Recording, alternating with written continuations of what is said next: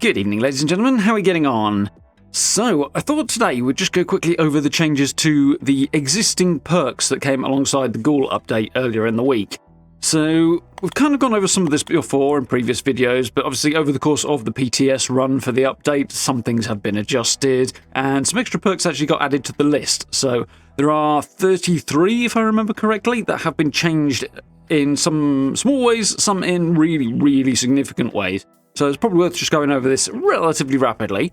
So to kick things off, I'll put a list of those perks on screen, so hopefully this should be all visible at once, and you can just take a little screenshot and pause it, or come back to this point if you want to have a reference when you go through your own list of perks that might need adjusting. Obviously this is going to be well, this will affect everybody to be honest, but especially those who are not becoming ghouls, because you'll be switching out your perks quite a lot more if you are becoming ghouls, so yeah. Let's dive in and have a little bit more of a look at the details of these changes. So, we've got here on the patch notes a pretty long list of changes, and the effects in those, it just keeps on going. So, let's crack on. First up, in alphabetical order, Armskeeper, reduced from 3 ranks to 2, so you get 50% and 75% weight reduction on weapons for each of those ranks. The big difference is that it applies to all weapons, which is cool, except grenades, which I know is not everybody's favourite thing, so there we go. But it's still very useful, just not making a great deal of difference if you happen to be carrying 100,000 grenades on you. Awareness has been modified a little bit. You now gain more VATS accuracy as a number derived from your perception total, so like a lot of the perks, they now draw on the actual number of special points you have in a given attribute. It kind of encourages you to lean into specific attributes more than was the case in the past.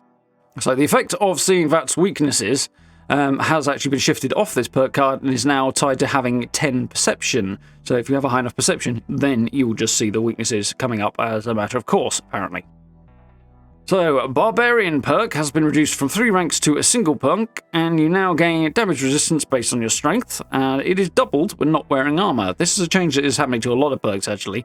Either you're wearing matching armor or no armor or whatever it may be, but the effect is doubled when you're under a particular condition. But yeah, it's now tied to your strength score, so useful if you are doing a strength build, particularly if you're going for a melee ghoul or something like that. But actually, still probably one of the least useful ones, because if you're going for a melee build, especially as a ghoul, there are a lot of options to cram into a lot of different special abilities, but yeah, not really enough points under that 15 total to actually squeeze everything in, so prioritising is definitely the way. Bodyguards! This one's had its ranks reduced from 4 to a single rank, so that's a massive overhaul.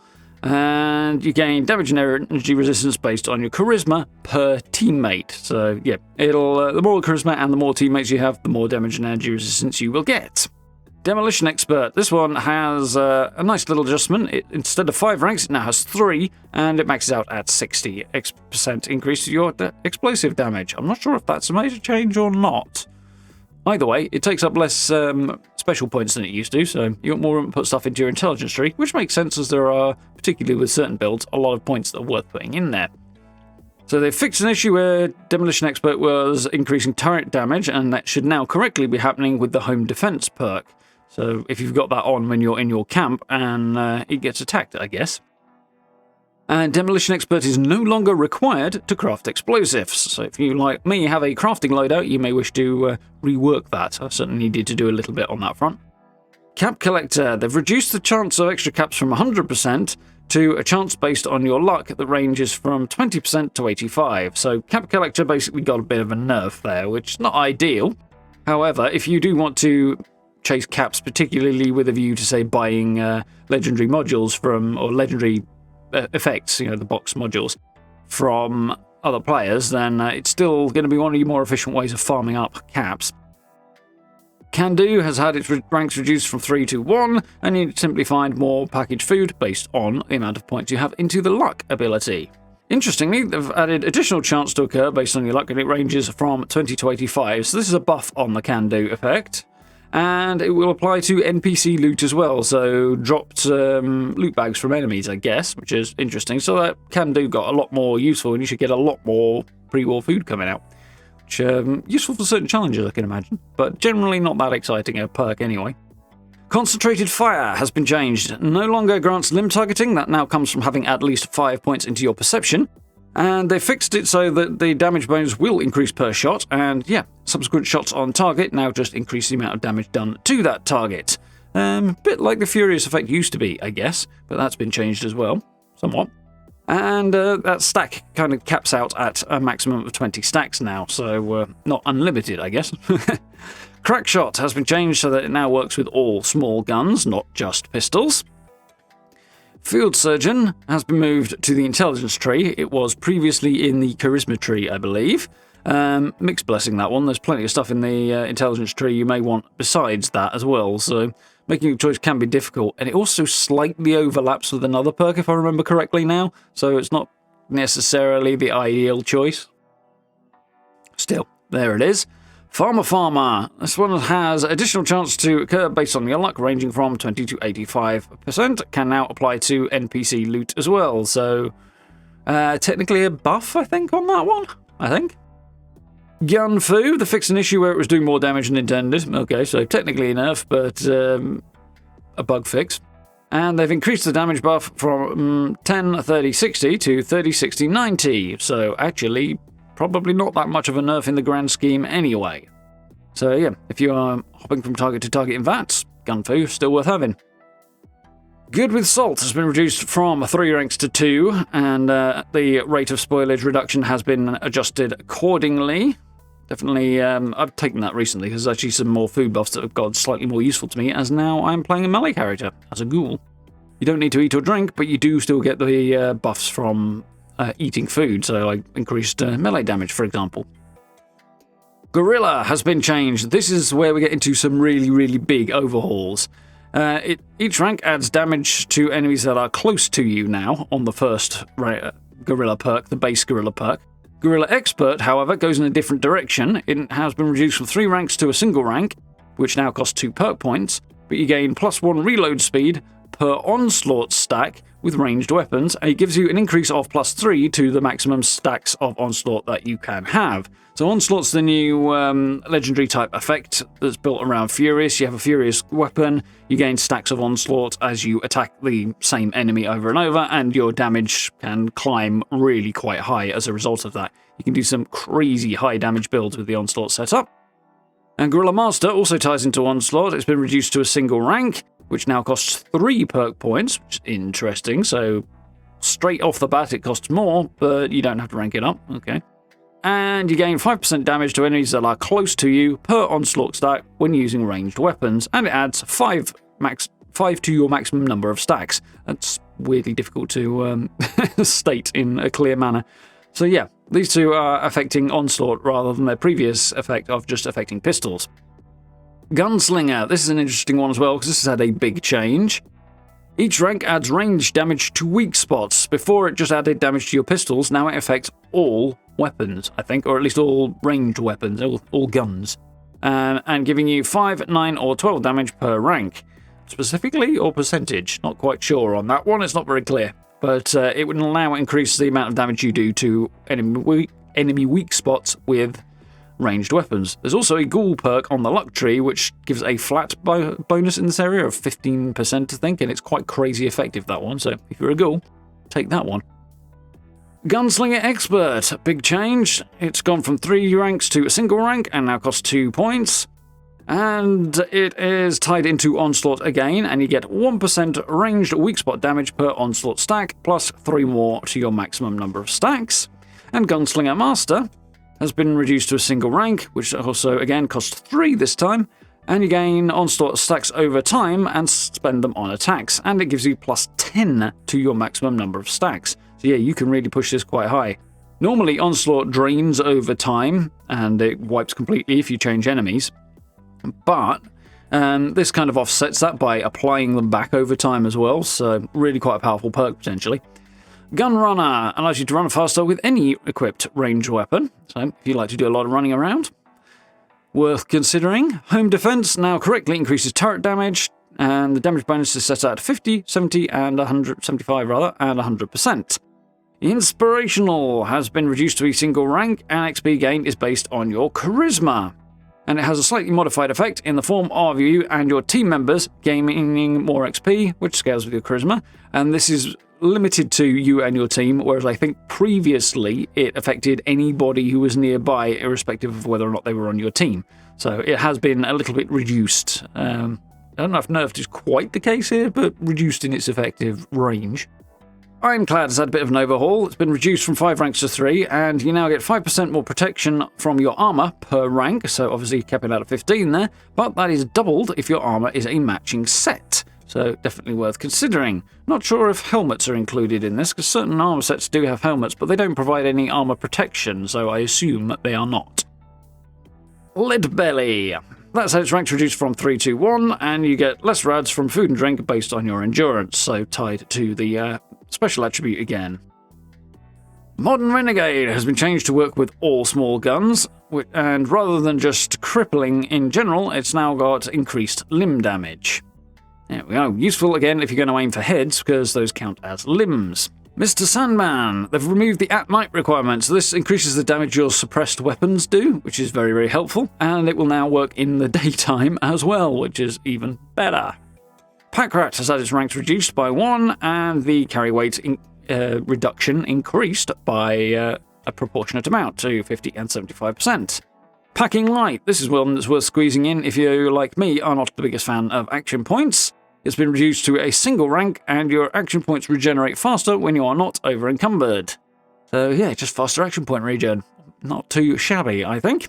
Farmer has had its ranks reduced from 3 to 1, and you find more healing chems based on your luck. Yep, not a massive adjustment, but straight up there. Portable Power, ranks reduced from 3 to 2, and moved from Intelligence to Strength. Actually, no it hasn't. I don't think this is still sitting in the Intelligence tree. This effect has not gone into place. I don't think, actually, it's had its ranks reduced either.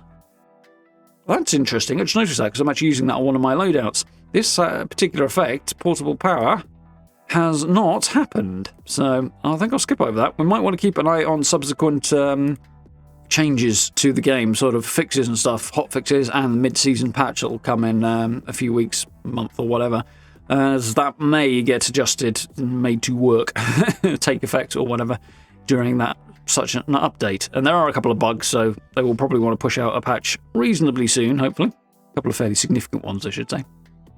So, Rad Resistant has had its ranks reduced from 4 to 1, and it now costs 2 points, and you gain Radiation Resistance, you guessed it, based upon your endurance.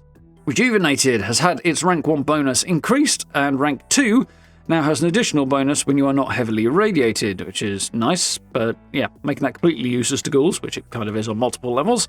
But yes, this improves your healing effects when you are well fed. Scrounger has been reduced from 3 ranks to 1, and no longer increases the quality of explosives found. The quantity, rather, of explosives found just affects ammo, and it is based upon your luck. So, a little additional overview of the searching perks here from the devs. All 3 searching perks now have chance based on luck to grant bonus item in certain contexts, such as a medical box or an ammo box. In addition, these increase the quantity of items found from all regular loot sources based on luck. So that's sort of a hidden extra benefit, is that if you search a contextually relevant container, so ammo box for ammo, Scrounger that being, and Farmer will be the medical box, then you will have a better chance of additional bonus stuff. So yeah, that's a nice little kind of, not exactly hidden, but not listed on the perk card, because there's not enough space to write it, I suspect, effect.